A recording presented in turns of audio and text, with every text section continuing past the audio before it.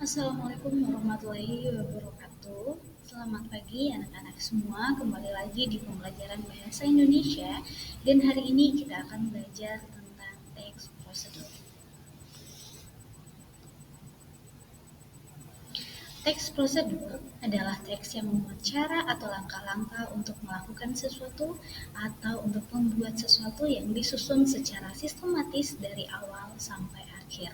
Dalam KBBI Daring, teks prosedur adalah tahapan kegiatan untuk menyelesaikan suatu aktivitas atau suatu metode tertentu yang menggunakan langkah demi langkah sampai penyelesaiannya. Selanjutnya kita akan belajar tentang struktur teks prosedur.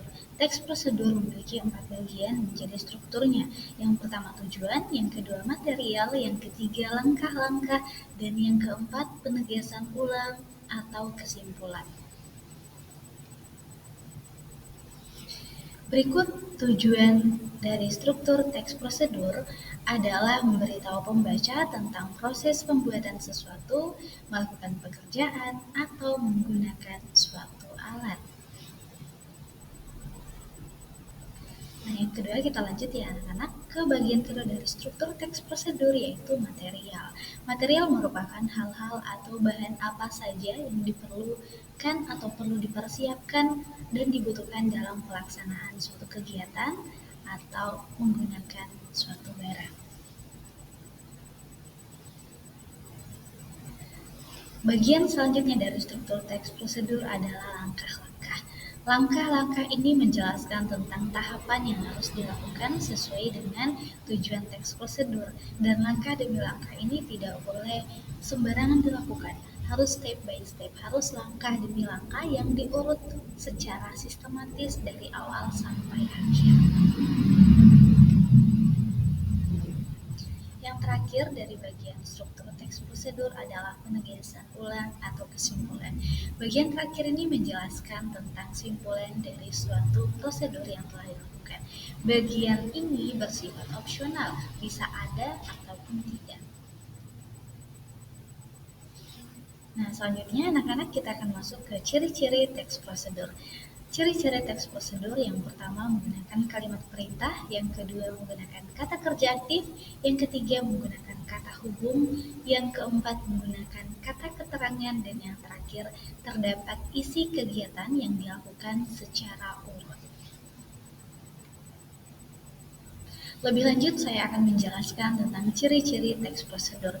Itu yang pertama menggunakan pola kalimat perintah, contohnya buatlah, lipatlah, bukalah, dan sebagainya. Yang kedua ada kata hubung atau konjungsi, contohnya kemudian, lalu, selanjutnya, berikutnya, setelah itu, dan konjungsi-konjungsi lain yang bisa kalian temukan di kamus atau mungkin di Google dengan cara searching. Kemudian yang ketiga ada kata kerja aktif ya anak-anak. Kata kerja aktif di sini contohnya membungkus, membuka, menyiram, memilih, dan lain-lain. Dan yang perlu kalian ingat bahwa kata kerja aktif itu biasanya ditandai dengan awalan mem atau me dan ber. Kemudian selanjutnya pola sistematis. Ciri-ciri teks prosedur ini adalah sebuah instruksi untuk kita agar tidak sembarangan melakukan suatu aktivitas atau kegiatan atau menggunakan suatu alat. Karena cara penggunaan alat itu sudah diurut sesuai dengan yang seharusnya. Jadi pola sistematis adalah ketika kita menggunakan suatu alat atau melakukan suatu aktivitas yang dilakukan secara urut dari awal sampai akhir. Selanjutnya, ciri-ciri dari teks prosedur yang tadi adalah logis. Ciri-ciri dari teks prosedur adalah menggunakan kalimat-kalimat yang logis, yang dapat dimengerti dan mudah dipahami oleh pembaca. Selanjutnya, jenis-jenis teks prosedur. Teks prosedur ada 3 jenis. Yang pertama, teks prosedur sederhana, yang kedua, teks prosedur kompleks, dan yang terakhir, teks prosedur protokol. Lebih lanjut akan saya jelaskan ya anak-anak terkait jenis-jenis teks prosedur. Teks prosedur sederhana adalah jenis teks prosedur yang hanya berisi beberapa langkah saja, 2-3 langkah biasanya sesuai namanya. Teks prosedur sederhana artinya memang langkahnya ada sedikit.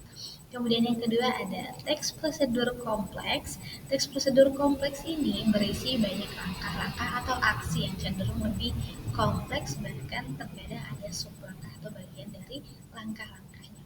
Kemudian yang terakhir anak-anak teks prosedur protokol. Teks prosedur protokol adalah teks yang tidak seperti teks prosedur lainnya. Teks prosedur protokol merupakan teks prosedur yang urutan langkahnya bisa diubah tetapi tujuan yang dicapai dan hasil akhirnya tetap sama. Jadi, tata cara teks prosedur protokol tidak harus dilakukan secara runtut. Yang jelas prosesnya mudah untuk dilakukan, tidak terlalu rumit dan bisa dipahami dengan mudah. Yang termasuk dalam contoh teks prosedur ini bisa cara membuat Indomie, ya kan? Walaupun minyak yang lebih duluan dituang ke dalam mangkok ya nggak apa-apa, ujung-ujungnya kan bisa menikmati mie yang lengkap dengan bumbu, mungkin dengan kecap dan sambal.